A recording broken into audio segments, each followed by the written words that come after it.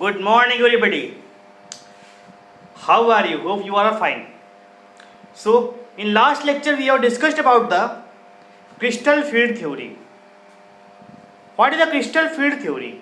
According to crystal field theory, क्या होता है कि ligand is considered only point charge. Okay? Ligand is considered only point charge. There is only electrostatic force between ligand orbital and metal orbital, and the bond is purely ionic. But in case of valence bond theory, there which be क्या था, covalent bond था. ठीक है. Second क्या था, वहां पे force of attraction नहीं था. वहां पे क्या था, ligand considered as a Lewis base and metal considered as a Lewis acid. ठीक है. तो वहां पे कोवलेंट बॉन्ड था, यहाँ पे क्या है, मतलब वहां पे कोऑर्डिनेट कोवलेंट बॉन्ड था, यहाँ पे आयनिक बॉन्ड है. सबसे बड़ा डिफरेंस. ठीक है. तो बीबीटी क्यों, मतलब बीबीटी की जो प्रॉब्लम्स थी, लिमिटेशन थी, उनको ओवरकम करने के लिए क्या सीएफटी आया, क्रिस्टल फील्ड थ्योरी आया. ओके. तो क्रिस्टल फील्ड थ्योरी की कुछ प्रॉब्लम्स ये भी हैं. प्रॉब्लम जो भी उनको ओवरकम बाद में करेंगे. तो इसमें एक 5D ऑर्बिटल्स होती है, वो डीजनरेट ऑर्बिटल्स कहलाती है. That can be divided into 2 parts. जब स्प्लिट होगी तो 2 पार्ट में स्प्लिट हो जाएगी. First part is the T2G and EG orbitals में. ओके. ये डिवाइड हो जाएगा. और जो यहाँ पे CFSE होता है, क्रिस्टल फील्ड स्टेबलाइजर एनर्जी का फॉर्मेशन होता है, और थ्योरी क्या कहलाएगी, क्रिस्टल फील्ड थ्योरी कहलाएगी. ओके. देखो यहाँ बताया था, और मैंने बताया था कि जो स्ट्रॉन्ग फील्ड लिगैंड होगा उसमें क्रिस्टल फील्ड स्टेबलाइजर एनर्जी ज़्यादा होगी. But in case of presence of weak field ligand, crystal field stabiliser energy कम होगी. Okay. These are the few points of crystal field theory which are discussed in last lecture. I have revise that points. तो first of all we are going to start. जो point बचे, remaining point, उनको जरा cover कर देते हैं. ठीक है. हमने सारा कुछ कर दिया था.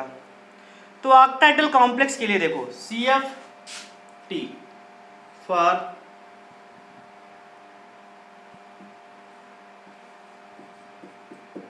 Octahedral complex.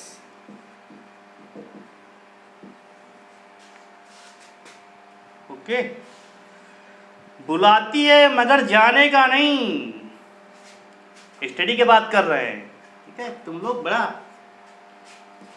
चलिए पढ़ाई में ध्यान लगाइए. ठीक है. तो सभी लोग देखिए, हम लोग बात करेंगे डी ऑर्बिटल का, उनका सेफ बताया था ना, DXY DYZ DZX DX square minus Y square DZ square. इन सब को मैं डिस्कस कर चुका हूँ केमिकल बॉन्डिंग में. फिर उनको जरा देखो. तो फर्स्ट ऑफ ऑल ऑक्टाहेड्रल का शेप कैसा होता है. देखो, सेंट्रल मेटल होता है. स्क्वायर प्लेन पे क्या होते हैं, लिगैंड होते हैं. स्क्वायर प्लेन पे लिगैंड होते हैं. ठीक है. और एक ऊपर होता है, एक नीचे होता है लिगैंड. एक ऊपर लिगैंड, एक नीचे लिगैंड. एनी प्रॉब्लम यहाँ तक, कोई भी डाउट, कोई problem, you can ask me in doubt session. Okay. देखो, मोर स्टडी मोर प्रॉब्लम, और सबसे simple solution. No study no solution, no problem. ठीक है. तो ये नहीं करना है तुमको, मोर स्टडी मोर प्रॉब्लम पे फॉलो करना है. तो सेंट्रल मेटल एटम लिगेंड्स, ये बनेगा octahedral complex. These are in the square planar, square plane पे है. ये अप और डाउन पे है, मतलब ये टॉप और बॉटम पे रहेगा. अब देखो, इसमें से इनके बीच का एंगल कितना होता है, 90 डिग्री रहेगा. रहेगा. ओके. ये एंगल तो 90 डिग्री रहेगा. अब देखो, ये तुम्हारा जो क्या आएगा, this axis is known as, किसको क्या बोलते हैं बताइए, एक्स. इसको 3D में एक्स मान लिया. और ये वाला तुम्हारा क्या हो गया, वाई. और दिस इज नोन एज, इसको हमने क्या ले लिया, Z. X Y Z 3D में. तुमने फिजिक्स में बहुत सारा पढ़ा होगा 3D, ज्योमेट्री पढ़ा होगा, मैथ पढ़ा होगा 3D. 3D को समझने के लिए सिंपल सा तरीका जिनको बिल्कुल नहीं आता है, फर्स्ट ऑफ ऑल एक रूम ले रहे, कॉर्नर ले रहे हैं, ठीक है। कॉर्नर में क्या होता है, जैसे मान लीजिए कॉर्नर है रूम का, ठीक है, रूम कॉर्नर ऐसे बनता है ना, तो यहाँ पे ये वाला दिस ये बनेगा ऐसे, ऐसे तो रूम बनता है ना, रूम ऐसे ही बनता है, ठीक है। ये कॉर्नर है, कॉर्नर में ये तुम्हारा हो गया लेंथ हो गया, ब्रेथ हो गया, और ये हाइट हो गई। ये वाला पोर्शन क्या है, तो यहाँ हमने लिया x लिया, ये y लिया और ये z लिया, तो कॉर्नर जो कहलाएगा उसमें से नीचे x और y, ऊपर क्या रहेगा, z रहेगा। ओके, ये तो मैंने बस समझाने के लिए आपको लिया है, मन बहलाने के लिए, आप लोगों का मन बहक जाता है ना। ओके चलिए, तो हम लोग डिफाइन करेंगे क्या, d x Y D y z d Z x d x square minus Y square d z square, सभी का सेफ, सभी मालूम है, करा चुके हैं, ईमानदारी के साथ बोल रहा हूं।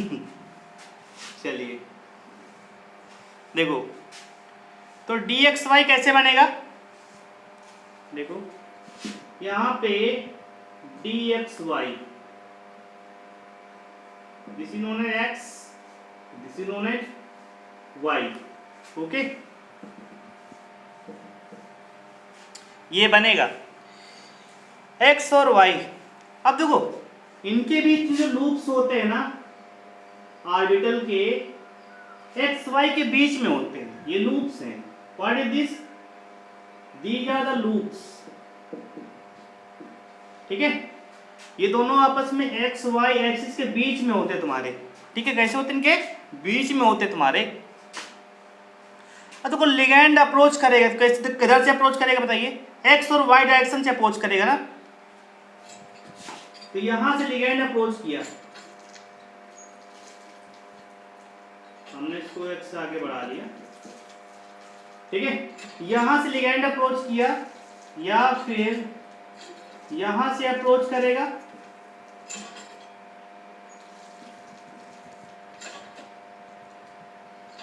या फिर यहां से अप्रोच करेगा, लिगैंड की बात कर रहे हैं, यहां से अप्रोच करेगा, ठीक है। ये एट जो बना लिगैंड है तुम्हारा, ठीक है, दीज आर द लिगैंड्स, ये अप्रोच करेंगे, ये वाला पार्ट लिगैंड, ABL ABL, ठीक है, दीज आर द लिगैंड। ये DXY है, what is this, is the DXY, small बनाइए, स्मॉल DXY, ओके, एक बन गया।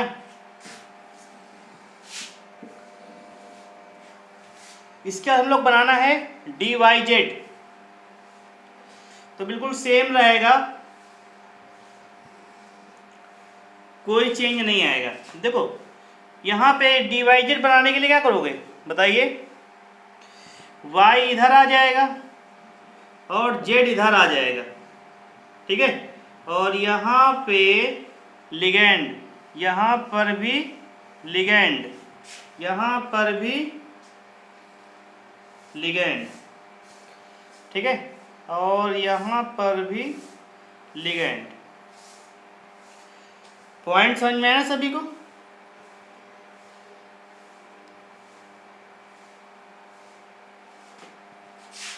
XYZ, ठीक है। देखो लिगैंड है तो उसको हमने डॉटेड लाइन से,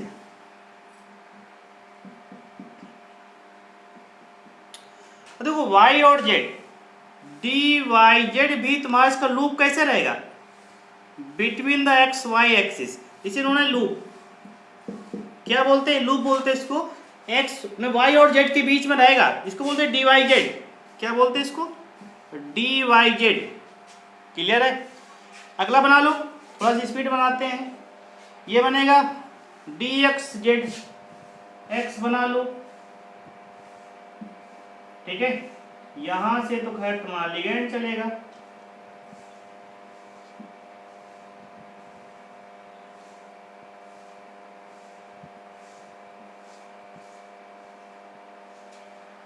ठीक है।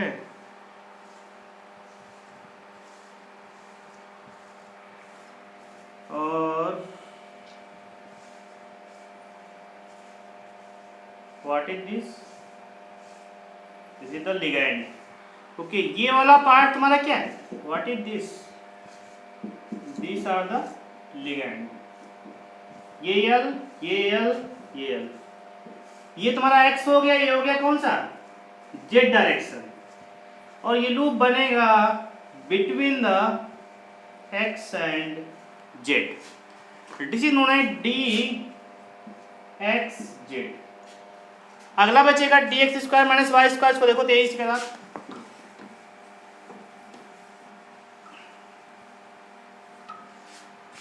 सब बनाना हमने सिखाया है, टेंशन वाली बात नहीं है यहाँ पे. कोई भी बात टेंशन में ले लेना, हल्के में नहीं लेना है. तो अरे वो dx square minus Y square कैसे बनेगा? ये तुम्हारी जो ऑर्बिटल्स हैं, ठीक है, dxy, dyz, dxz, these are known as, इनको बोलते हैं T2G. क्या बोलते हैं? T2G बोलते हैं इसको. और इसके बाद जो बनेंगे dx square minus Y square dz square are known as EG orbitals, EG. ठीक है. अब देखो यहां पे क्या रहेगा? लूप रहेगा ऑन द एक्सिस होता है. यहां बिटवीन द एक्सिस ना, यहां पे ऑन द एक्सिस है. तो ये एक्स स्क्वायर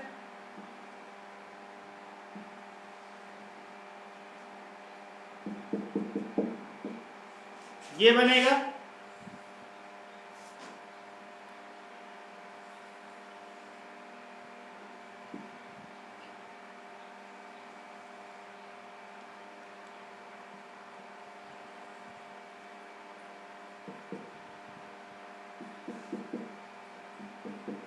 ओके, तो ये तुम्हारा एक्सिस कौन सा रहेगा? एक्स.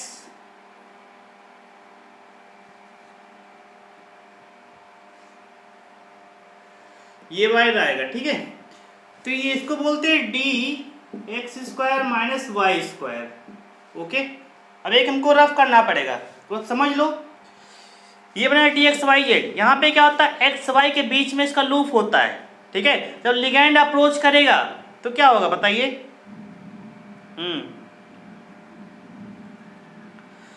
देखो, ligand always approaches along the axis. ठीक है.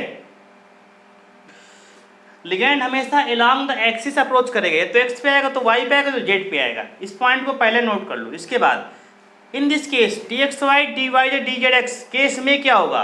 अब अलोंग द एक्सिस तो आ नहीं रहा, लूप इसके बीच में है, तो रिपल्सन कितना हो जाएगा यहाँ पे बताइए? यहाँ पे रिपल्सन मिनिमम हो जाएगा ना, क्योंकि इसे ऐसे अप्रोच करेगा लिगैंड, ऐसे अप्रोच करेगा लिगैंड. लेकिन यहाँ पे ऑर्बिटल यहाँ पे है, लूप यहाँ पे है, इलेक्ट्रॉन यहाँ पे है, तो क्या होगा? मिनिमम रिपल्सन होगा. यहाँ पर भी सेम लूप, मतलब ये लिगैंड अप्रोच करेगा ना इधर, ये लिगैंड हो गया भैया L. ठीक है. या तो Y में या तो Z में अप्रोच करेगा. और ये लूप किधर है तुम्हारा? Y और Z के बीच में है. अगेन यहाँ पे X और Z में अप्रोच करेगा, और ये तुम्हारा कहाँ पे? उसके बीच में है. सो कंडीशन क्या आ जाएगी बताइए? यहाँ पे मिनिमम रिपल्सन होगा. तो एक dxy dyz dz x में अप्रोच करेगा, तो ligand poses minimum repulsion. Okay, ligand poses minimum repulsion. इस पॉइंट को जरा कंसीडर कर लो. अब यहाँ पे देखो क्या होगा? D x square minus Y square. अब डायरेक्टली तुम्हारा अलोंग द एक्सिस, लिगैंड तो इधर ही आएगा ना. ये लिगैंड है, ये भी लिगैंड है, यह लिगैंड, ये भी लिगैंड. ठीक है. इधर आएगा डायरेक्टली क्या? रिपल्सन ज्यादा होगा ना, क्योंकि यहाँ पर ये इलेक्ट्रॉन है, ये लिगैंड है. समझ में है ना? ऑर्बिटल के इलेक्ट्रॉन, यहाँ पे लिगैंड, तो डायरेक्टली अप्रोच करें, रिपल्सन क्या होगा? ज्यादा होगा ना, क्योंकि यहाँ पे कुछ ना कुछ इलेक्ट्रॉन होंगे, और इलेक्ट्रॉन आपस में रिपल्सन करेंगे ना. तो यहाँ पे क्या होगा? तो d x square y square में क्या हो जाएगा? मोर रिपल्सन रहेगा. क्या रहेगा? मोर रिपल्सन रहेगा. और लास्ट एक बचा है डी जेड स्क्वायर. अभी सब नोट करा देंगे, कोई टेंशन मत लो ज्यादा. अभी सारी चीजें नोट करा देंगे. ठीक है. देखो, जेड को बनाने के कई तरीके हैं. ठीक है. जेड को बनाने कई तरीके तुम्हारे पास है। ये है, ठीक है, तो इसमें एक बड़ा सा लूप बनाओ, उसके अंदर एक छोटा सा लूप ऐसे बढ़ा दो। डमरू, डमरू समझते हो ना, डम डम डम डम, वही है। यहाँ पे क्या करो, एक बड़ा सा लूप, उसके अंदर एक छोटा सा लूप रहेगा, ठीक है। अब देखो यही बनता है तुम्हारा, ठीक है।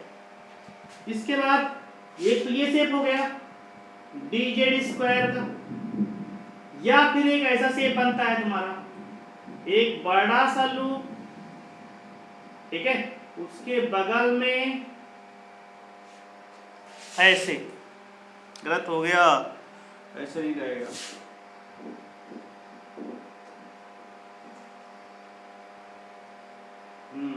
ये ऐसे रहता है,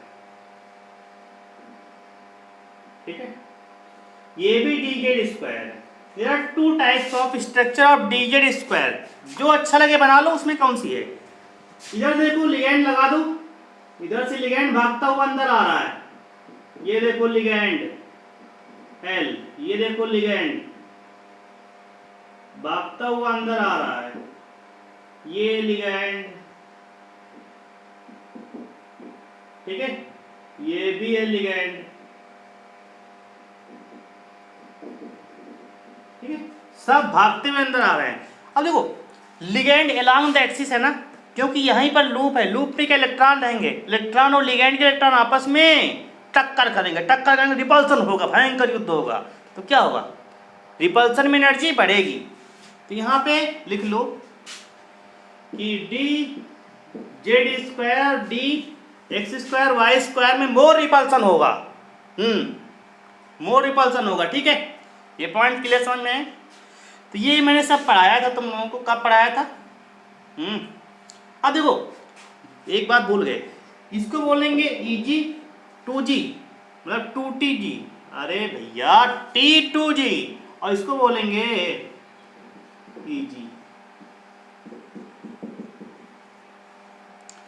अब ये सब क्या पढ़ा रहे हैं, ये हम ये पढ़ा रहे हैं कि d ऑर्बिटल जो होती, डीजनरेट ऑर्बिटल्स होती हैं, ठीक है। जब भी लिगैंड अप्रोच करेगा तो दो पार्ट में डिवाइड हो जाएंगे, स्प्लिट इनटू टू पार्ट्स। एक होता है T2g, एक होता है Eg। T2g में तीन रहेंगे, dxy, dy या dzx, ठीक है। इनकी एनर्जी कम रहेगी, क्योंकि रिपल्सन जो होगा कैसे होगा, इसी इसमें रिपल्सन है तो क्या होगा, रिपल्सन तो अलोंग द एक्सिस होगा ना, क्यों कि लिगैंड अप्रोच करेगा अलोंग द एक्सिस, लेकिन लूप का इधर है, बिटवीन द एक्सिस है ना, तो यहाँ रिपल्सन कम होगा, लेकिन यहाँ पे रिपल्सन ज़्यादा होगा तो एनर्जी ज़्यादा आएगी, तो क्रिस्टल फील्ड स्टेबलाइजेशन एनर्जी ज़्यादा आएगी, इसलिए इसका ऊपर रहेगा, इसका नीचे रहेगा। चलो आगे बताएंगे। तो जो हमने बोला है सारा कुछ, इसको जरा नोट कर लो एक जगह, ठीक है, नहीं सब भूल जाएगा डब्बे में। जो हमने ये बोला है ना, ढक्कन ढक्कन ही सब नोट कर लो।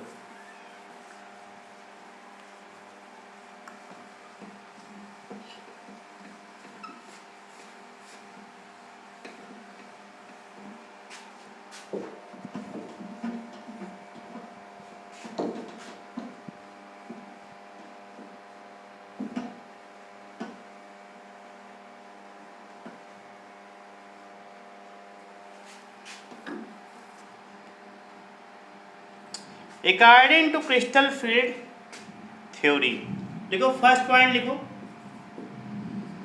According to crystal field theory, ठीक है, ligands always approaches along the axis, ligands always approaches along the axis, okay, हमेशा along the axis पे आएंगे, एक्स वाई जेड डायरेक्शन पर ही आएगा, बिटवीन द एक्सिस नहीं आएगा, ऑन द एक्सिस आएगा, ओके। सेकेंड लिखो dxy dyz dzx या फिर xz एक ही बात है। Orbital does not, orbitals does not come directly in path of approaching ligand. Come directly in path of approaching ligand.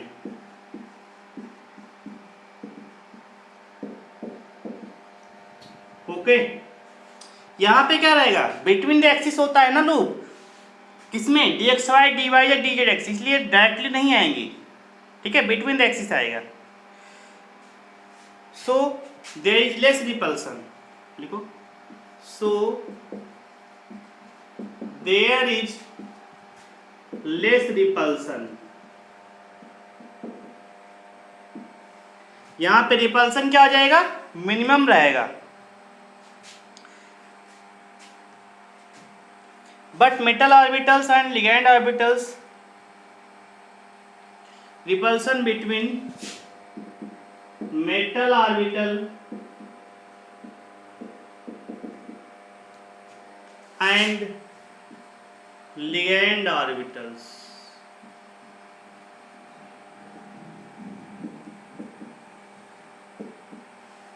Okay. Hence lower energy T2G orbitals are formed. आगे लिखो, hence lower energy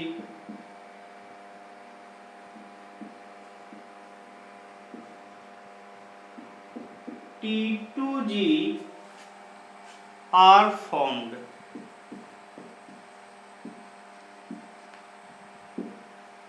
point समझ में, इसको बोलते हैं ट्रिपली generate orbital. T2G मतलब क्या हो जाएगा, ट्रिपली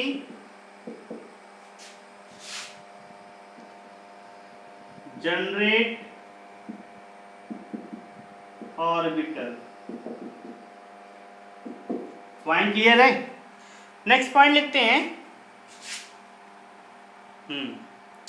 और हमें d x Y d Z x और डी जेड, अरे भाई डी वाई जेड, ठीक है, क्लियर हो गया, ठंडा. नेक्स्ट चलते हैं, d x y x square minus Y square d z square. Okay, इनको मैंने बताया था ना, अभी डायरेक्शन शो कराया था, लिगेंड कैसे अप्रोच करेगा. ओके, समझ में आ रहा है, भावनाएं समझ रहे हो ना. Orbitals come direct, orbitals come direct, ठीक है, in path of approaching ligand.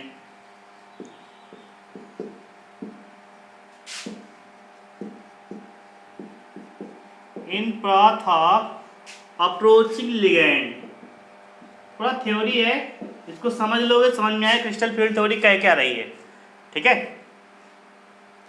So there is more repulsion, so there is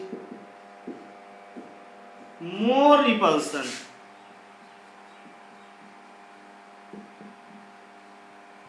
There is more repulsion between metal orbital and ligand orbital. लिख लो, कह लिए between भूल जाओ बेटवा. between ligand orbital and metal orbital. All clear? Any doubt?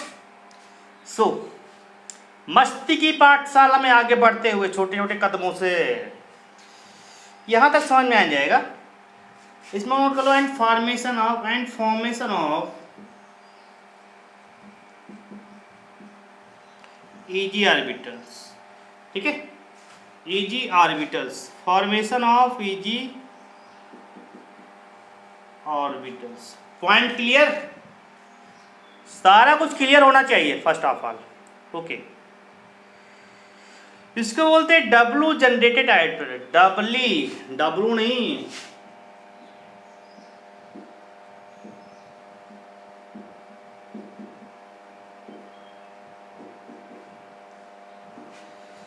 आप note down कर लो.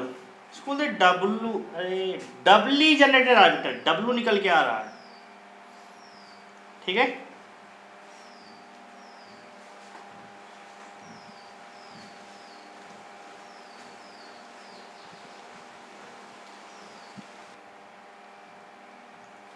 Okay, देखो अब देखो मेटल लेंगे, ठीक है, फॉर्मेशन,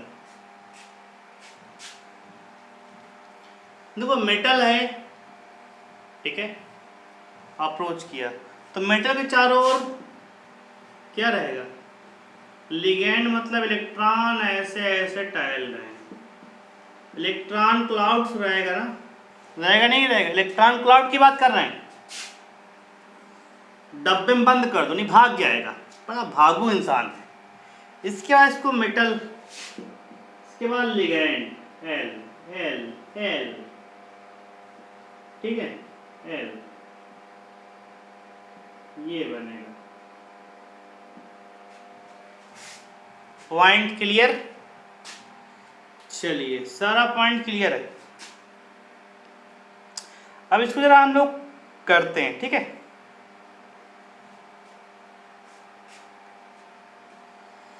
देखो यहाँ पे एनर्जी बढ़ा रहे हैं, क्या बढ़ा रहे हैं, एनर्जी बढ़ा रहे हैं, E for energy, E for energy, energy बढ़ाएंगे तो तुम्हारे जो ऑर्बिटल है 1 2 3 4 5, इसको बोलते हैं, क्या बोलते हैं इसको, डी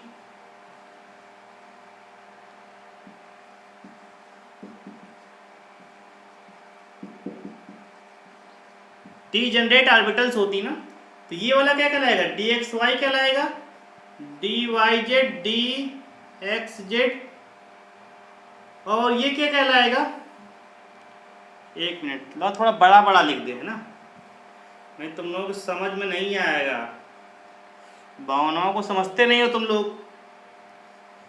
ये बनेगा d x y, this is d y z, this is d Z x, this is d x square minus Y square, और ये minus sign, this is d z square. अब तो बड़ा बड़ा दिखता होगा ना, ओके, चश्मे वाले परेशान ना हो।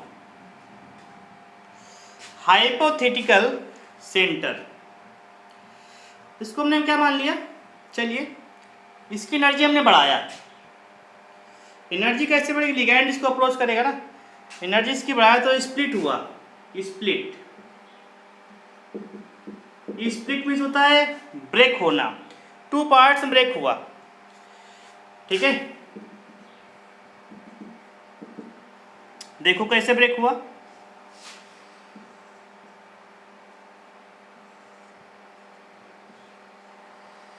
ठीक है, तो ऊपर होता है पॉजिटिव और नीचे हो जाएगा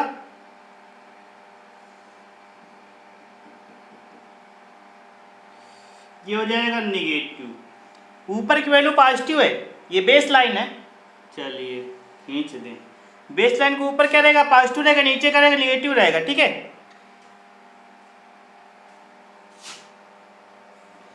देखो एनर्जी इनकी ज़्यादा रहेगी वो ऊपर रहेंगी, इनकी एनर्जी कम रहेगी नीचे रहेंगी ना, तो एनर्जी किनकी ज़्यादा रहेगी, d x square minus Y square d z square की एनर्जी ऊपर रहेंगी, तो वो दोनों ऑर्बिटल ऊपर रहेंगे, ठीक है, और d x Y D y z d Z x इनकी एनर्जी कम रहेगी तो नीचे रहेंगे, तो नीचे बना लो, ठीक है, पॉइंट समझ में आया ना।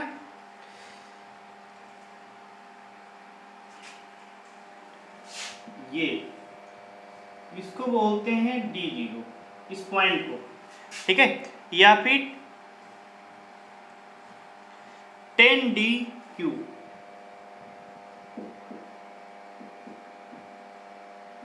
पॉइंट, ठीक है। इसका -2/5 ये बनेगा -2/5 डेल नॉट, डेल नॉट इसको पढ़ते हैं, ठीक है, और 4DG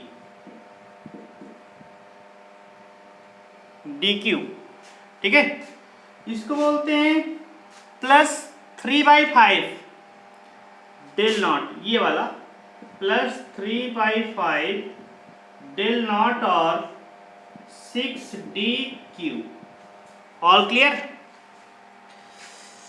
ये टोटल तुम्हारा कितना रहेगा? टोटल रहेगा 10Q रहेगा, 10DQ रहेगा, उसमें से 6 ऊपर 4 नीचे, दोनों ऐड करेंगे। अब देखो ये वाला तुम्हारे 3/5 है ना, तो 3/5 multiply by how many orbitals are present? 2, तो इसकी वैल्यू कितनी आ गई? 6/5। कितनी आ गई? 6/5। अगेन यहाँ पे देखो नीचे क्या हो जाएगा? -2/5 into how many orbitals are present? 3, इसकी वैल्यू कितनी आ गई? -6/5। तो +6/-6/5 ये वैल्यू आ गई। क्लियर?